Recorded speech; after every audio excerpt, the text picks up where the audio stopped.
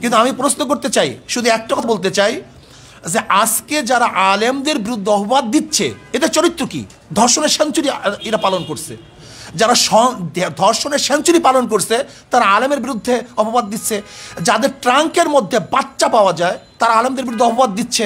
যারা ধর্ষণ করাবার হাজার মানুষকে হত্যা করছে, আমাদের মা বোনদেরকে হত্যা করেছে, তারা আজকে আলেমদের বিরুদ্ধে চরিত্রে অপবাদ দিচ্ছে।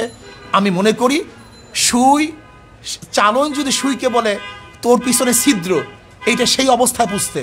যারা এদেশে ধর্ষণ, লুট, তরাস, খুন, গুম যারা সেঞ্চুরি পালন করছে তারা আজকে আমাদেরকে বলতেছে আমরা দেশদ্রোহী, আমাদেরকে মল্লযুদ্ধের জন্য আহ্বান করতেছে। আমরা তাদের সাথে মল্লযুদ্ধ করতে চাই না। তো আপনারা তো নানান বিষয় নিয়ে সবসময় সোচ্চার থাকেন, মাদ্রাসায় যে ছাত্র নির্যাতন হয় সেই বিষয় নিয়ে আপনারা 100 বার বলতেছি, আমরা 100 বার বলতেছি যেখানে অপরাধ আছে তার বিরুদ্ধে আমরা করি, কিন্তু অপরাধ চাপিয়ে দেয় মন্দিরের মধ্যে, গির্জার মধ্যে। শুধু তাই না, আজকে দেখেন আপনি যে আমরা তো এইটার প্রতিবাদ করি, বরং যারা এইটার সমকামীর আইন পাশ করার জন্য যারা বারবার উত্থাপন করছে আমরা তাদের বিরোধিতা করছি। কাজে এইটার বিরোধিতা আমরা। শুধু তাই নয়, আজকে দেখেন হুমায়ুন আহমেদের ঘেটো ছেলে কমলা, ঘেটুপুত্র কমলা, এই ঘেটুপুত্র কমলার এই সিনেমার মাধ্যমে, নাটকের মাধ্যমে এইটা তো গোটা দুনিয়ার মধ্যে ছড়িয়ে দেওয়ার অপচেষ্টা তারা করছে। কাজে এই অপবাদ তো তাদের উপরে আসবে, এটা আমাদের উপরে আসবে কেন? যে এটা আমরা সবসময় হারাম বলতেছি, নাজায়েজ বলতেছি, সর্বোচ্চ ঘৃণার জিনিস মনে করতেছি।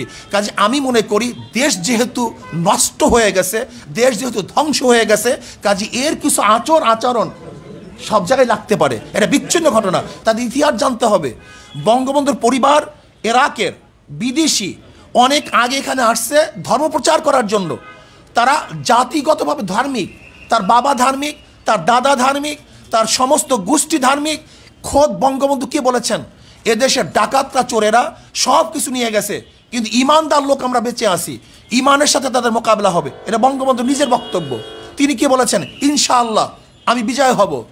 কাজী যারা বঙ্গবন্ধুকে নাস্তিক বানাবার চক্রান্ত করতেছে, যারা বঙ্গবন্ধুর চামড়া দিয়ে ঢুকঢুকি এবং জুতা বানাবার বক্তব্য দিয়েছে, আজকে আমরা দেখছি তারাই আজকে এই মুক্তিযোদ্ধা মঞ্চ হিসাবে, তার আপন হিসাবে তারা স্বীকৃতি পাইতেছে। আমি মনে করি এটা ভিন দেশীয় এক এজেন্ডা বাস্তবায়ন করতে চায়। যারা এই দেশ দখল করার ওখান থেকে হুমকি দেয় তারই এজেন্ডা বাস্তবায়ন করতে চায় এরা হয়তো। কে বলছে? আপনাদের কর্ণকুহুরে যায় নাই, বা গেলেও আপনারা চুপ ছিলেন। আমরা থেমিস মূর্তির বিরুদ্ধে আন্দোলন করেছি। আমরা ময়মনসিংহের উলঙ্গ, আপনি দেখেন ময়মনসিংহে যেই মূর্তি স্থাপন করা হয়েছে টিচার ট্রেনিং ইনস্টিটিউটের সামনে, কোনো ভদ্র, কোনো জ্ঞানী, কোনো বিবেকবান মানুষ এই মূর্তিকে গ্রহণ করতে পারে না, মানতে পারে না। কিন্তু বিবেকবান মানুষ আজকে সেটা প্রতিবাদ করে না। আমি মনে করি বঙ্গবন্ধু একজন মুসলমান, আমরা তাকে মহাব্বত করি, আমরা তাকে ভালোবাসি, তার কবরে আযাব না হোক এই চেষ্টা আমরা করি। শুধু জিয়াউর রহমান কেন, আমার বাবার মূর্তিকে আমি পছন্দ করি না, আমার দাদার মূর্তিকে আমি পছন্দ করি না। জনাবে মুহাম্মদ রাসূলুল্লাহ সাল্লাল্লাহু আলাইহি ওয়াসাল্লামকে সবচেয়ে মুসলমান বেশি মহাব্বত করে, জীবনের চেয়ে বেশি মহাব্বত করে, কিন্তু কই সে দুনিয়া থেকে বিদায় হওয়ার পরে তার মূর্তি স্থাপন কেন করা হয় নাই? কাজে ইসলামের দৃষ্টিতে ভাস্কর্য স্থাপন করা এরা মহাব্বতের বহিঃপ্রকাশ নয়, বরং যে তাকে মহাব্বত করে, কবরে শান্তি দিতে চায়, তাকে জান্নাতে পৌঁছাতে চায়, সে তার ভাস্কর্য করবে না। যেমন বর্তমান আমাদের মাননীয় প্রাইম মিনিস্টার, তাকে যারা মহাব্বত করে, আমি মনে করি সেও দুনিয়া থেকে বিদায় হওয়ার পরে তার ভাস্কর্য করাটা তার জন্য মহাব্বতে বহিঃপ্রকাশ হবে না, বরং তাকে ঘৃণা প্রকাশ করাই এইটি হবে তার আসল বহিঃপ্রকাশ। প্রশ্নই আসে না, প্রশ্নই আসে না। এই বিষয়ে একটা ছোট্ট প্রশ্ন, আমি আরাফাত সিদ্দিকী এটি নিউজে কাজ করি।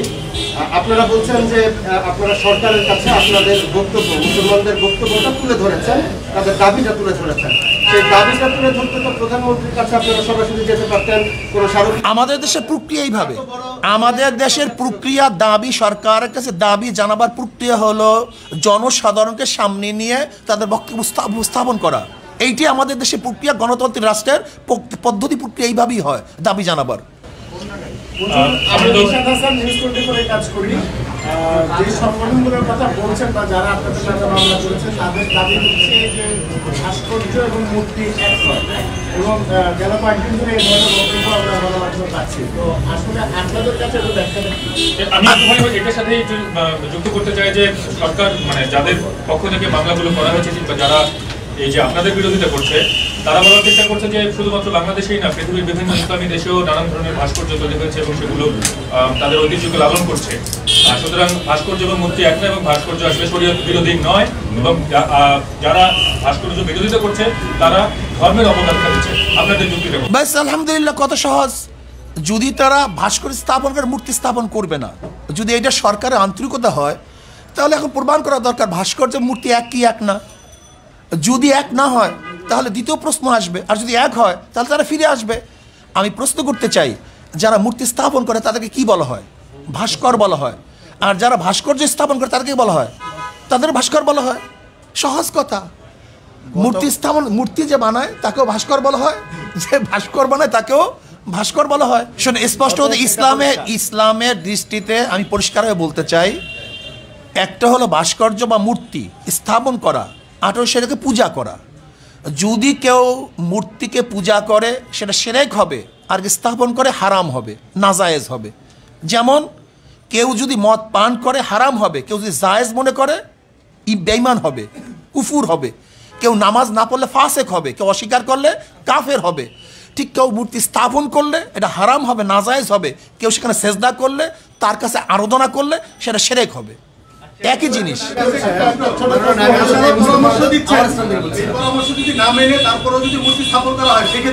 ব্যাস, আমরা তো বলছি আমরা সচেতন করব। আইন শৃঙ্খলা আমরা হাতে তুলি নাই। ইসলামী আন্দোলন বাংলাদেশ আজ পর্যন্ত আইন শৃঙ্খলা হাতে তুলে নেই। আমাদের কাজ হলো সতর্ক করা, পরামর্শ দেয়া, তাদেরকে জানিয়ে দেওয়া, অন্যায় প্রতিবাদ করা। আপনাদের এই প্রশ্নের উত্তরগুলো অনেকটাই আমাদের লিখিত বক্তব্য চলে আসছে।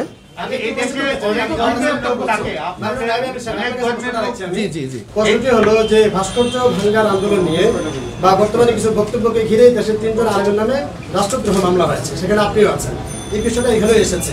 আমার প্রশ্ন হলো, রাষ্ট্রদ্রোহী মামলা হয়েছে আপনার নামে, আপনার প্রতিক্রিয়া কি ব্যক্তিগতভাবে? আসলে রাষ্ট্রদ্রোহ মামলা হয় নাই, প্রক্রিয়া আছে। রাষ্ট্রদ্রোহ মামলা হওয়ার জন্য যে পদ্ধতি পন্থা, সেটা তার প্রক্রিয়া আছে। আমি মনে করি এটা আমাদের উপর অবিচার করা হয়েছে। আমরা রাষ্ট্রদ্রোহ কোনো কাজ করি নাই, বরং যদি এই মামলা আমাদের বিরুদ্ধে হয় তাহলে আমি মনে করবো অবৈধভাবে আমাদের উপর জুলুম করা হয়েছে। সরকার আমাদের জুলুম করছে এবং জনগণের কাছে আমরা এটা উপস্থাপন করব, জনগণের বিচার করবে। আচ্ছা, এই দেশে অনেক ধর্মের লোক বসবাস করে, ইসলাম ধর্মের বাইরেও অনেক লোক, কিন্তু আপনাদের এইসব যারা অনেক সময় তাদের ধর্মীয় বিধান অনুযায়ী মূর্তিকে তারা হয়তো পূজা করে, তো আপনাদের এই বক্তব্যের পরে যে বাংলাদেশের যে একটা অসম্প্রদায়িকদের চরিত্র, সেটা কি কোনো রকম আঘাত আসবে কিনা, কিংবা অন্য ধর্মের প্রতি প্রশ্নই আসে না। আমাদের আজকে বক্তব্য আপনি শুনছেন, ইসলামের নীতি আদর্শ এবং দৃষ্টি, এটা আমরা পরিষ্কার বলছি। কোনো ধর্মের উপরে, তাদের কার্যক্রমের উপরে ইসলাম কোনো জিনিস চাপিয়ে দিয়ে বাধ্য করা হয় নাই। এটা পরিষ্কার আমাদের আজকে বক্তব্য লেখা। শ্রদ্ধাভাজন আমার সাংবাদিক বন্ধুগণ, যদি ইসলাম মূর্তি ভাঙ্গার আদর্শ লালন করত, বিজাতীয়দের মূর্তি যারা পূজা করে লালন করত, তাহলে পাক উপমহাদেশে 800, 750 বা 900 বছর পর্যন্ত মুসলমান শাসক হওয়া সত্ত্বেও এদেশে মূর্তি থাকে কিভাবে? কিন্তু কোনো মূর্তি তো ভাঙ্গা হয়নি। হুজুর, আপনি ভাস্কর্যের যে ব্যাখ্যাটা দিয়েছেন, ভাস্কর্যে যদি প্রাণীর ছবি থাকে তাহলে সেটাই তো আসলে ইসলামের জন্য হারাম, এবং সেই সঙ্গে চিত্রকর যারা ছবি আঁকেন তারাও তো আসলে হারাম কাজ করছেন, তারাও তো আসলে নিকৃষ্টতম জায়গায় নিক্ষিপ্ত হবে। তো আমার প্রশ্ন যে বঙ্গবন্ধুর অনেক দিন ধরে তো চিত্রাঙ্কন প্রতিযোগিতা হচ্ছে, বঙ্গবন্ধুর ছবি আঁকা হচ্ছে। আচ্ছা, আমি একটা কথা বলি, আমরা তো বলছি শোনে, আসলে না, আমরা বলছি আগেই এর প্রতিবাদ আমরা আগেই করছি। হুট করে হলো কিভাবে? এদেশে হাজারো খুন হয়েছে, কিন্তু সিনহা খুন হওয়ার পরে সেটা আলোচনায় চলে আসছে। এদেশে হাজারো ধর্ষণ হয়েছে, কিন্তু লক্ষ্মীপুরে ধর্ষণ হওয়ার পরে আলোচনায় চলে আসছে। এদেশে হাজারো খুন হয়েছে, আবরার হত্যা হওয়ার পরে সেটা আলোচনায় চলে আসছে। কাজী সব জিনিস সবসময় আলোচনা আসে না। কিন্তু আমি প্রশ্ন করতে চাই, শুধু একটা কথা বলতে চাই, যে আজকে যারা আলেমদের বিরুদ্ধে অপবাদ দিচ্ছে, এদের চরিত্র কি? ধর্ষণের সেঞ্চুরি এরা পালন করছে। যারা ধর্ষণের সেঞ্চুরি পালন করছে তারা আলেমের বিরুদ্ধে অপবাদ দিচ্ছে, যাদের ট্রাঙ্কের মধ্যে বাচ্চা পাওয়া যায় তারা আলেমদের বিরুদ্ধে অপবাদ দিচ্ছে, যারা ধর্ষণ করাবার হাজার মানুষকে হত্যা করছে, আমাদের মা বোনদেরকে হত্যা করেছে, তারা আজকে আলেমদের বিরুদ্ধে চরিত্রে অপবাদ দিচ্ছে। আমি মনে করি সুই চালন যদি সুইকে বলে তোর পিছনে ছিদ্র, এইটা সেই অবস্থায় পুষতে যারা এদেশে ধর্ষণ, লুট, তরাস, খুন, গুম যারা সেঞ্চুরি পালন করছে তারা আজকে আমাদেরকে বলতেছে আমরা দেশদ্রোহী, আমাদেরকে মল্লযুদ্ধের জন্য আহ্বান করতেছে। আমরা তাদের সাথে মল্লযুদ্ধ করতে চাই না। তো হুজুর, আপনারা তো নানান বিষয় নিয়ে সবসময় সোচ্চার থাকেন, মাদ্রাসায় যে ছাত্র নির্যাতন হয় সেসব বিষয় নিয়ে আপনারা 100 বার বলতেছি, আমরা 100 বার বলতেছি যেখানে অপরাধ আছে তার বিরুদ্ধে আমরা করি, কিন্তু অপরাধ চাপিয়ে দেয় মন্দিরের মধ্যে, গির্জার মধ্যে। শুধু তাই না, আজকে দেখেন আপনি যে আমরা তো এইটার প্রতিবাদ করি, বরং যারা এইটার সমকামীর আইন পাশ করার জন্য যারা বারবার উত্থাপন করছে আমরা তাদের বিরোধিতা করছি। কাজে এইটার বিরোধিতা আমরা। শুধু তাই নয়, আজকে দেখেন হুমায়ুন আহমেদের ঘেটো ছেলে কমলা, ঘেটুপুত্র কমলা, এই ঘেটুপুত্র কমলার এই সিনেমার মাধ্যমে, নাটকের মাধ্যমে এইটা তো গোটা দুনিয়ার মধ্যে ছড়িয়ে দেওয়ার অপচেষ্টা তারা করছে। কাজে এই অপবাদ তো তাদের উপরে আসবে, এটা আমাদের উপরে আসবে কেন? যেটা আমরা সবসময় হারাম বলতেছি, নাজায়েজ বলতেছি, সর্বোচ্চ ঘৃণার জিনিস মনে করতেছি। কাজে আমি মনে করি দেশ যেহেতু নষ্ট হয়ে গেছে, দেশ যেহেতু ধ্বংস হয়ে গেছে, কাজে এর কিছু আচরণ সব জায়গায় লাগতে পারে, এটা বিচ্ছিন্ন ঘটনা, কিন্তু তার উপরে জাতির কোনো অবস্থা। আল্লাহ পাক আমাদের সবাইকে কবুল করে না।